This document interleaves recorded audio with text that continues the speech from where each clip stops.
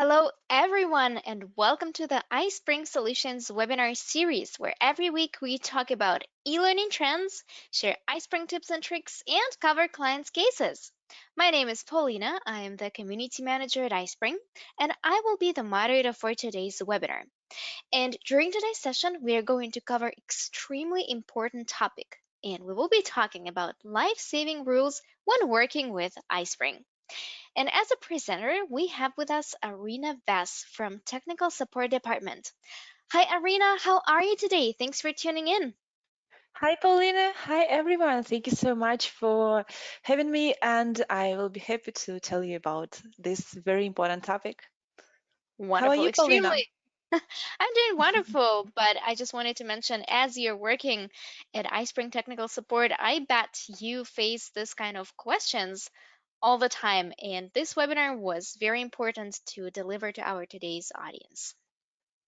All right, so before I pass the mic over to you, Arina, I would like to go over a couple of technical things. So, guys, if you need to run to another meeting or session, don't worry. This webinar is being recorded, so you will receive a link to replay sometime after this session. However, I would like to encourage you to stay till the very end because it's an amazing opportunity to address your questions directly to our today's presenter. And to do so, please submit them in the question box, which you will find on the right side of the GoToWebinar panel. So guys, please keep those questions coming and we will be more than happy to address them during our Q&A session that will be held right after the presentation. All right, I think at this moment we are ready to begin. So Arina, I am happy to pass the mic over to you as well as the presenter rights. Thank you. Hi, everyone. Thank you so much for joining us today, and I'm happy to start our webinar. I hope everyone can hear me well, and if something goes wrong or any questions arise during the presentation, please feel free to let us know in the question box on the right side of the GoToWebinar panel. We are always eager to provide our users with the best experience when working with iSpring tools. So in this webinar, we have decided to cover several lifesaver rules that you need to follow to set up your account super easy and make sure that workflow is as smooth as possible. During the webinar, we will discuss 4 crucial rules. The first one is how to set up all iSpring subscriptions and accounts. The second one is how to ensure that iSpring is fully compatible with your version of PowerPoint. Number 3 is how to activate and move iSpring to a different computer. And the last one is how to manage your project files when creating interactive e-learning courses. iSpring offers a full range of solutions for authoring and sharing interactive content. The iSpring Full Service Package and iSpring Learn LMS contain everything you need to manage the e-learning process. Now let's see what you get once you make a purchase and how you can easily access all of the products. First, let's go to our official website, which is iSpringSolutions.com. I already have it opened here. And now I will click Products. Here you can see 2 main solutions that we provide. They're an authoring tool, iSpring Suite, and the learning management system, iSpring Learn. Let's talk about iSpring Suite today. If you're interested in finding out more about iSpring Learn, we will share a link in the chat box. So let's click iSpring Suite here, and then click Pricing to see the packaging options. We have iSpring Suite Solo license and full service package, which is what most of our customers prefer. And here is why. With this subscription plan, you can get access to the complete content library, to the iSpring Cloud web sharing service, priority support, and also most recent upgrades. If you are already a customer and have the iSpring full service package, let's go ahead and install it together. And here goes rule number 1. The first thing we need to do when starting to work with iSpring is to make sure that all of the tools are at your fingertips. Let's go ahead and set up iSpring Full Service. After the purchase, you will get an email with all the details and instructions on how to log in. Here is what it looks like. Please note that you will have up to 2 different login details. one for your personal account on our website and iSpring Content Library, and the second one for your iSpring Cloud account. To begin, we will need to install iSpring Suite. If you already have a trial version on your computer, you can go ahead and activate it. But if you don't have it pre-installed, let me show you how to start the installation process. To do that, I will need to go to our iSpring website, official iSpring Solutions website, and click Account here. Next, I will need to insert my login details and click Login. Once I'm in my account, I will need to go to Licenses, find my iSpring Suite license, and click View Details here. Inside, I will find the link to download iSpring Suite. When the download process is complete, you can run the file and install iSpring Suite. And here is rule number 2. To install iSpring Suite, you will need to make sure that your computer meets the system requirements. One of the most common obstacles that our customers meet when they install iSpring is a message that you can see on the screen. It says PowerPoint is not installed. You may be wondering why you are getting this, as you definitely have PowerPoint installed on your computer. And here is the key.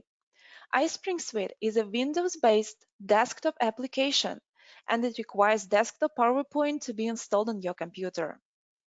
There are different versions of PowerPoint, and there is one called Microsoft Desktop Apps. Usually, when you have this version, iSpring will ask you to install PowerPoint. But don't worry, you can easily fix it. You will need to go to Microsoft official website, which is office.com, and download an offline Office installer from your personal account. This version of PowerPoint can be activated with your license key, and it does not require any additional purchase. So after the full version of PowerPoint is installed, we can go ahead and run iSpring installation. So perfect, we've just installed iSpring Suite. Now let's go back to our initial email that we received when we purchased iSpring Full Service.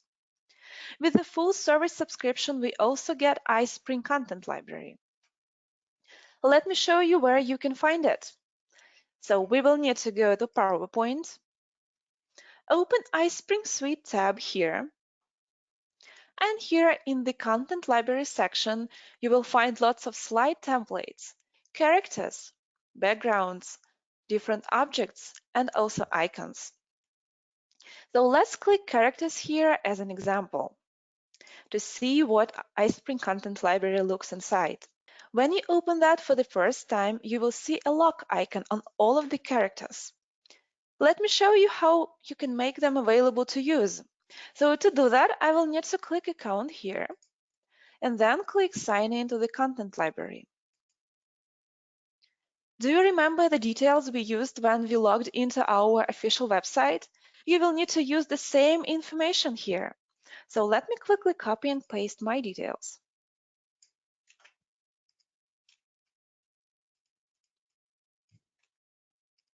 And now I need to click Sign in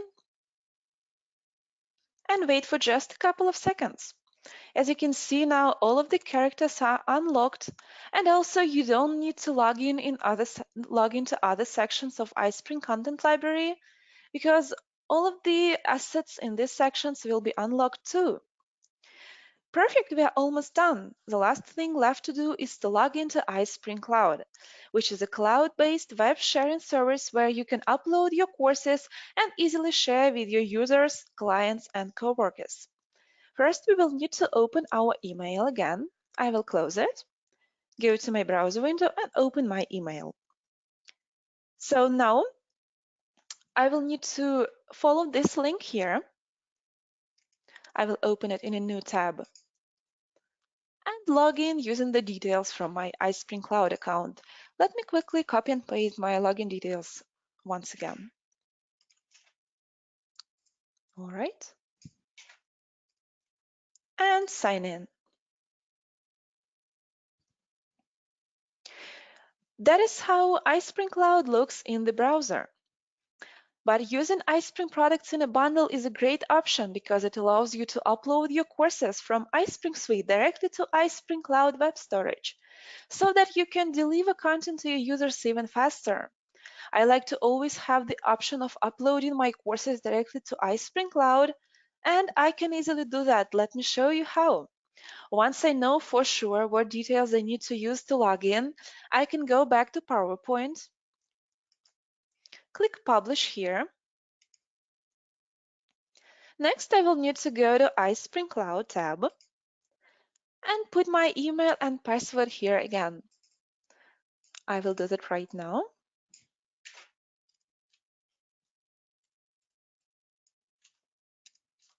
All right.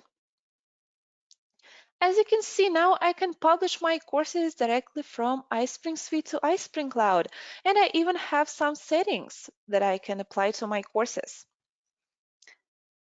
Perfect, we are done with setting up our full service, and now it is up and running. So now let's talk about rule number 3. This rule is about reinstalling iSpring Suite to a different computer. So if you have access to the previous device, you will need to perform the following steps. I mean, when you want to reinstall iSpring to a different computer. Let's go to PowerPoint again, and now I will show you how to deactivate your license. You will need to click Help here, go to About window, click Change license key here, and select Deactivate the license. When it is done, your license will be deactivated and you will be able to activate iSpring on a new computer. But if you no longer have access to the previous device, that's fine too. You can always send an email request to our tech support email address, which is support@ispring.com. And to avoid any errors and ensure that the license is secured, we process deactivation requests via email only. And we always do that within 30 minutes, so it won't take long. When we have set everything up, logged in, and made sure that iSpring is fully compatible with our PowerPoint, we can go ahead and start working on our projects. And here is super important rule number 4, which is to manage your files correctly. It may seem like it is the hardest one to follow. iSpring project begins with a PowerPoint presentation. Let me open the folder where I have my PowerPoint file. So now I will double click it and open this PowerPoint. And now let me show you how you can add a quiz with iSpring. I will add a new slide, click Quiz here, then I will click Browse here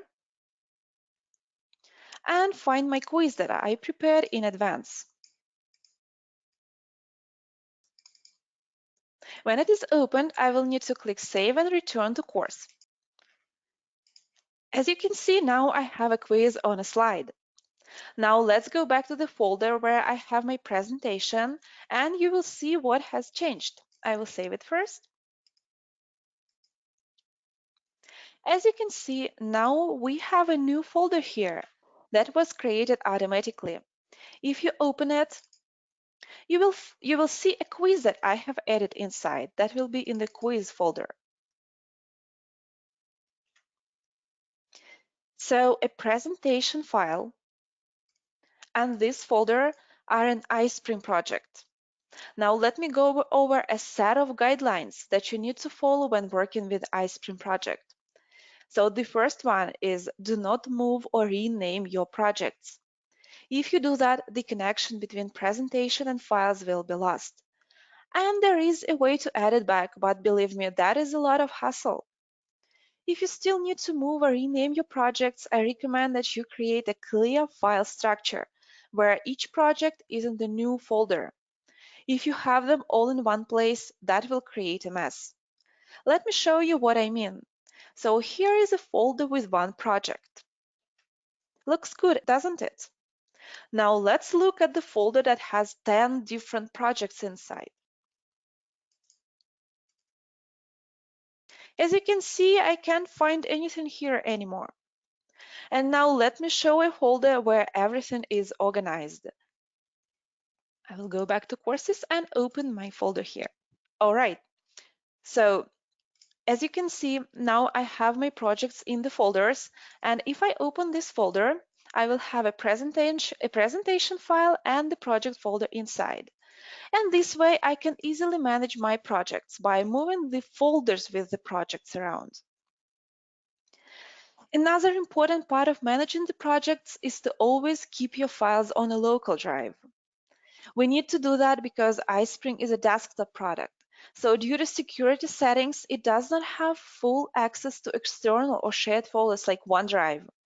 External folders have slower access time, they can cause conversion issues or errors while saving the project. And as I already mentioned, they can even delete your project files. So I encourage you to never use OneDrive when working with iSpring. You may also be wondering why using OneDrive is not allowed while we have an online storage iSpring Cloud. Please know that iSpring Cloud and OneDrive are two different services, and iSpring Cloud only allows you to keep and share your files. And the last thing is how to send your files using the sharing option. Now we know that iSpring project is not just the presentation, it also includes the project folder. So sending just the PPTX file won't work. When your colleagues open the file, they will find no iSpring content inside. To prevent that, we created an export option. So when sending the files, please always use it. Let me show you how to find it. You will need to go to PowerPoint, click File here. Next, click Share, share iSpring Suite project, and click Export project. Don't forget to select an option to create zip package. Now let's quickly select the folder where I want my zip package to be and click Export. Perfect. As you can see, now I have a zip file with my project, which I can safely send to my colleagues via OneDrive or email. And when your colleagues receive it, they will need to copy this file to a local folder and then unzip it. To unzip it, they will just need to right-click the file, click Extract All, and then click Extract. And here is the iSpring project. They can keep working on it on a different computer. So I think that's it. These are the 4 lifesaver rules that you need to follow when working with iSpring. Today we learned how to install and activate all of the services we got. We've learned how to reinstall the program and how to make sure it is compatible with your Office version. And finally, we learned how to work with your projects correctly. I hope these rules will make your experience with iSpring happy and smooth. And please remember that if you are having any issues with iSpring, you are welcome to contact our swift and friendly support team, who will be happy to assist you with any of your issues right away. Please see the email that you can use on the screen. And I think we are ready to start the Q&A session. And let's start with the first question from Susan. Is it an issue to use OneDrive for storage only? If you use the OneDrive to just keep your projects, and that would be the best if you keep them in a zip format. In this case, you can use OneDrive for sure. So Mhm, just for keeping your files in a zip format, that's fine. But mhm. if you are going to work with your projects, you need to make sure that you moved all of them to a local folder. All right, thank you very much. And I think that answers the second question from Tracy. When the project is done and uploaded, would OneDrive be okay to archive and backup? If yes, then are we able to copy the archived project folder back to the desktop to add it later? Sure, you can definitely do that. And as I said, the best way to do that is to export your project to a zip format, copy to OneDrive, then just download that from OneDrive to a local folder, unzip it, and keep working on that. In this case, you will ensure that your project files are safe and sound. Mm-hmm. Thank you very much. And Sandy is asking, please repeat where we should be saving our project. I understand the folders, but what are the problems with networks? Could you please just cover this briefly, Arena? Sure, as I already said, iSpring is a desktop application and moreover, it is a PowerPoint add-in. So due to security settings, that doesn't have full access to this to these folders like OneDrive, and when you keep your files there, that can happen that your files get deleted, and that's very sad. So what I wanted to mention is that when you publish your files to OneDrive, that will take longer, and that can happen that your publishing process will interrupt and you may lose some of your work, and that's not good too. That's not good Mhm. at all. Yeah, right. Thank you very much. And Erin is asking, how do you advise creating the folders for projects when we are not, I suppose, going to move files? Well, anyway, it doesn't matter how you're going to keep your projects or are you going to move them. The best way to do that is to have a separate folder for each project, because this way you won't have this thing happening when you just cannot find which project, which folder belongs to which presentation. And it is always easier to just have everything in order and to always have easy access to your files, because if that happens that you lose some of your content, you will need to put it back together. You will need to find your project folder, find the files inside this folder, and then upload these files to a presentation. And if you have easy access to the project folder, you can quickly find them and quickly put them back into the presentation. I hope that answers the question. Thank you, Arena. And Enrico is asking, I've had a license transferred into my name and had the content library transferred over to me. How can I have the associated iSpring Cloud subscription transferred to me as well? You just need to send us an email to support@ispring.com from the email that you used when you purchased, or from the email um, that your subscriptions are currently associated with, and we will be happy to help you and change the email for your iSpring for the iSpring Cloud account on our end. So you can do that right now, and one of our engineers will uh, respond to you in about 2 hours. Mm-hmm. Thank you. All right, so next question is from Ian. I need to send my e-learning files to a non-iSpring user who is asking for SCORM compatible files. Is the sharing function you showed earlier all I need? For example, the zip file is all they need. If you're going to publish your projects to SCORM format, sharing option will not work, as sharing option allows you to send the projects, and to publish iSpring course to a SCORM format, you will need to go to iSpring Suite tab, click Publish here, go to LMS tab, select the SCORM profile that you need that is compatible with your LMS, and then click Publish. And after you do that, you will get a zip file too, but inside of this file, you will find the special SCORM file structure, and you will need to send this SCORM file to your client, and they will be able to upload it to the LMS. Mm-hmm. Thank you very much. Hope that answers your question, Ian. All right, and let's move on to the next question. Next question from John. I'm having problems with audio quality. When I publish my PowerPoint as a video versus an HTML5, the audio is much louder and not as good of quality. Do you have any recommendations regarding that, Arena?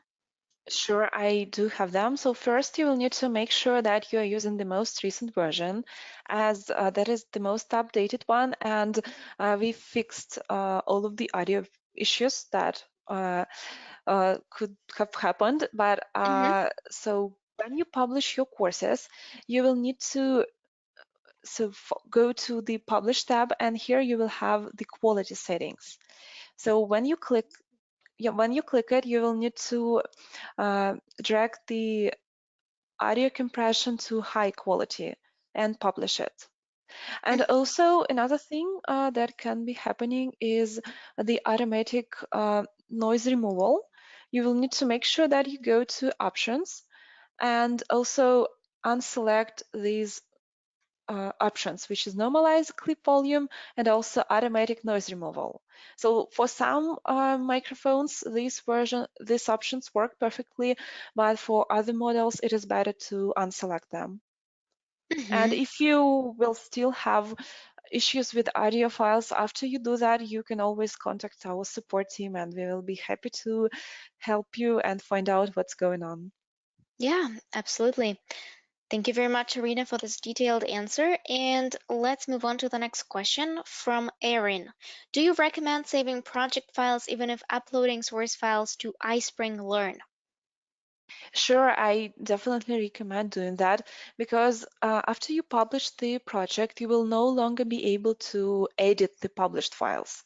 So we have a button which is upload source files here. You can select it, and when you upload your courses to iSpring Learn, the project file will be uploaded to iSpring Learn automatically. So if your course is not so large in size, you can use this option as a backup. But if your course is large, you can just keep your project files on the computer. But Mm-hmm. I always recommend having the files because if you need to change something in the course um, or replace it, you will need your project file. Mm-hmm. Thanks a lot. And uh, another question that I wanted to ask is from Mandy. I have the full subscription until July 2020, but when I go and try to download a character from the content library, I don't get the login window like was shown today. I just get a buy button. Can you please advise? I have the full subscription. Sure. So sometimes when you install iSpring, that can happen that account button is missing here. So that usually happens when some security programs are running on the computer. So you can do two things. You can reinstall the program, or you can just go to characters and double click some character, like any locked character. And when you double click it, you will see a sign in button. I'm afraid I cannot show it right now because because I have the subscription active now, but Hmm. you can just double click the character to log in and that's fine. And also it does not affect the workflow iSpring Suite at all, so you don't really need to reinstall the program. Mm-hmm. Let me show what it looks like. So now when I'm signed of my content library, I can just double click the character and you will see a button like this and you will have sign in here and you can put your login details in. So that is a common thing that our customers see. So you can just do that and that should work. Okay, so we still have some time, and let's move on to the next question. Um, Tom is asking if he will be upgrading from PowerPoint 2010 to 2016, will he have to reinstall iSpring? Usually you don't need to reinstall it, but if that happens that iSpring Suite is missing in PowerPoint after you upgrade it, you can just enable it. So you will need to go to File, Options, go to Add-ins, click Go here, and then enable the iSpring Suite add-in. And that is if so you will need to perform these steps if you are not having iSpring Suite tab.